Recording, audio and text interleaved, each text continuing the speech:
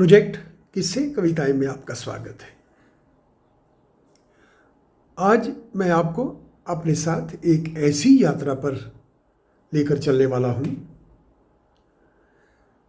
जो पौराणिक महत्व भी लिए है और युवा वर्ग के लिए आकर्षण भी है। उसमें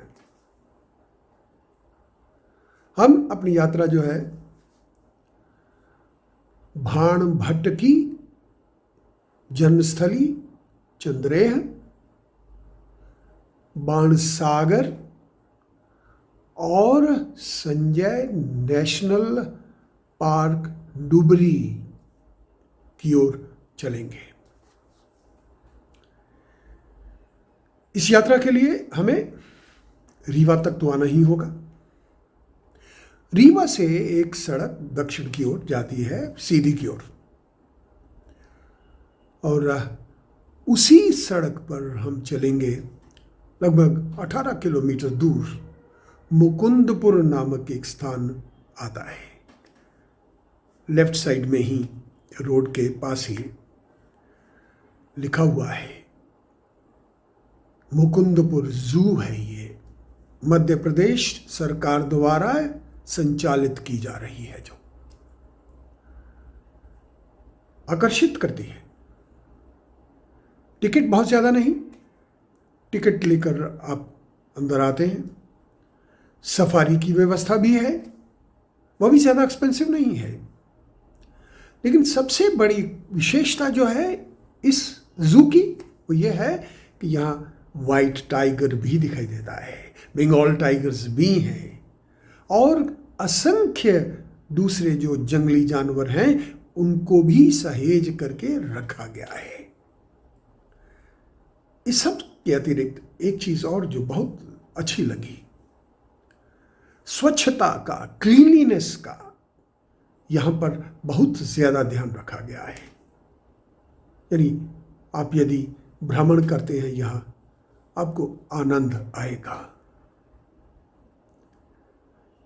मुकुंदपुर से हम चल दिए हैं दक्षिण की ओर, चंद्रेह गांव के लिए।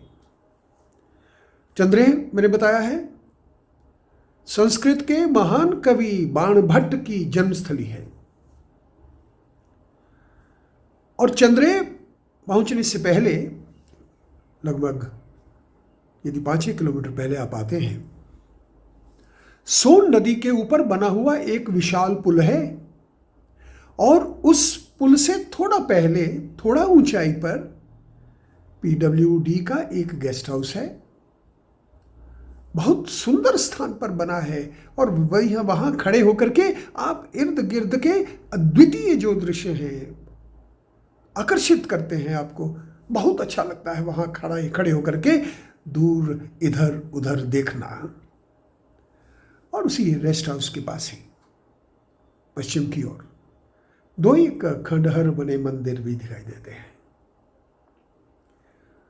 और यदि आप नदी के पुल के ऊपर आ गए हैं और आपकी नज़र पश्चिम की ओर जाती है,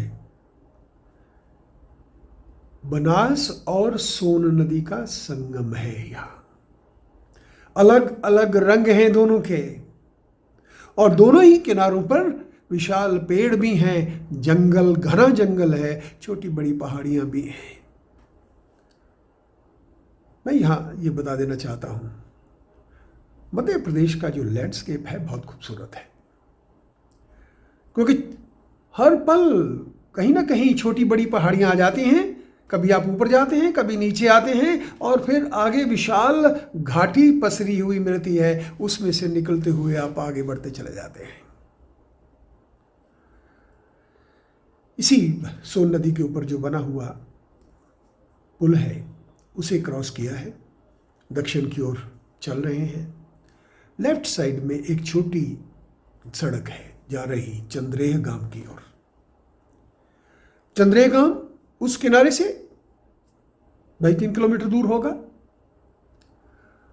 चंद्रेह गांव की जो महत्ता है, यहां एक पौराणिक शिव मंदिर है। 972 ईस्वी में बनाया गया है जो, और जिसके बारे में क्या कहा गया, चेदी शासकों के द्वारा प्रबोध शिव जो मत मयूर नामक शैव संप्रदाय से संबंधित थे, उन्होंने सोनवा बनास नदी के संगम के पास इस स्थान को बनाया है, और उनके शिष्य प्रशांत शिव का भी बहुत बड़ा योगदान रहा है।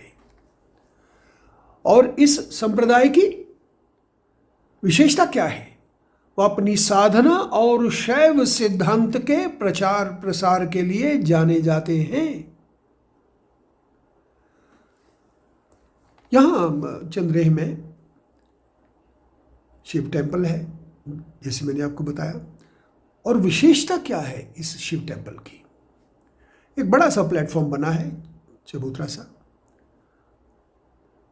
उसे सीढ़ियों के साथ कनेक्ट किया गया है, और ऊंचाई पर मंदिर का वो एक तरह से प्लेटफॉर्म बना है, और उसके आगे जो है वही एंट्री पॉइंट है मंदिर की, गर्भगृह है, शिव लिंग है, वहां पर पूजा वगैरह भी होती है। और ये जो शिव मंदिर है गोलाकार शिव मंदिर है, और उसमें जो काम किया गया है पत्थरों के ऊपर, बहुत खूबसूरत लगता है।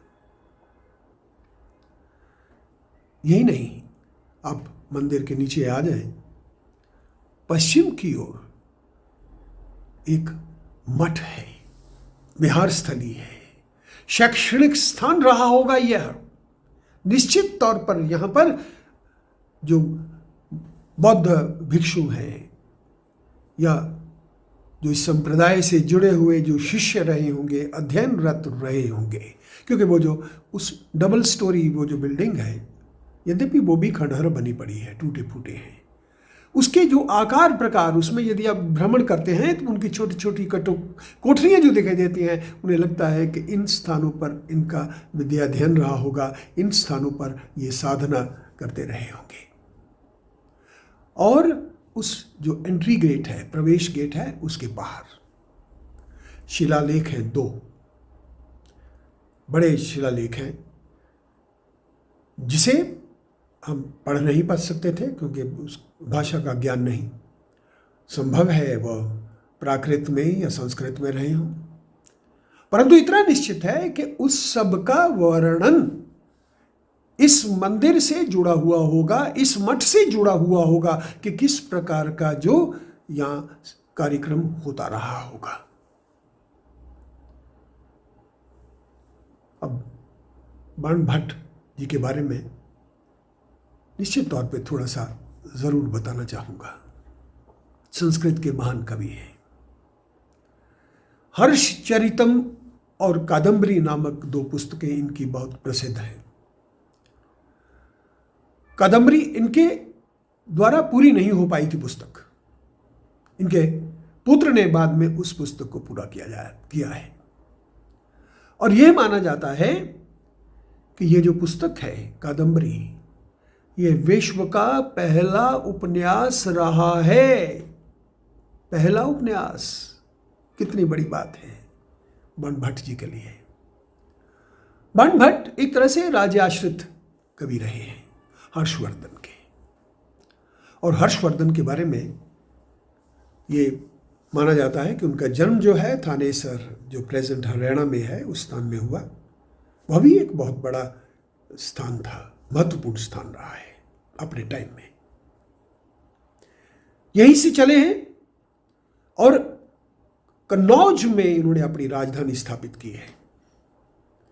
एक अखंड राज्य स्थापित करने का प्रयास किया है इन्होंने।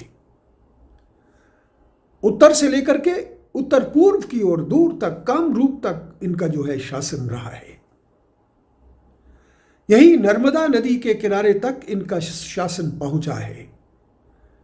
आगे उन्होंने भी जाने का प्रयास किया था, आंध्र में पराजित हुए हैं। और एक और विशेषता हर्षवर्धन साहब की,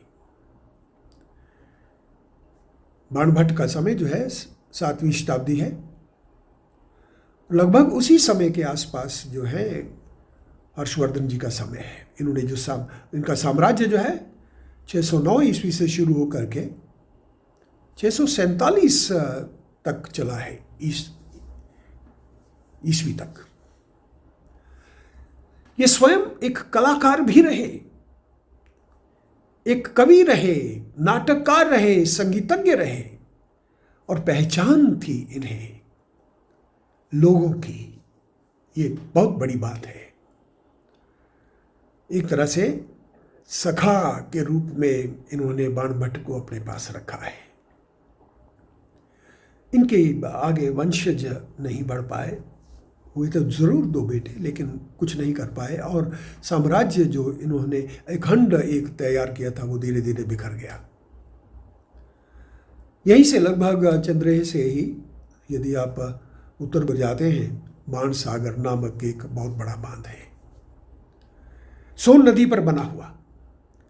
और बाणसागर बांध के बारे में कहा गया, इसका जो रखा गया स्टोन 1978 में तत्कालीन मोरारजी देसाई जो प्राइम मिनिस्टर थे उनके द्वारा रखा गया है, और ये संपूर्ण हुआ है। और इसका लोकार्पण 2006 में तत्कालीन प्रधानमंत्री भारत रत्न अटल बिहारी वाजपेयी साहब ने किया है।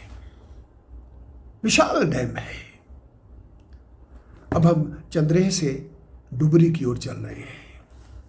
लौट करके आ गए हैं सोन नदी पर बने हुए उस पुल पर, और पुल के ही राइट साइड से एक छोटी जिगजैग करती हुई पहाड़ी चढ़ते हैं आप सड़क के माध्यम से, और आगे घाटी है, छोटी नदी है, बनास नदी बहुत दूर नहीं, और छोटी सी सड़क बीच में से आगे ही आगे बढ़ती हुई, दोनों साइड में जंगल है।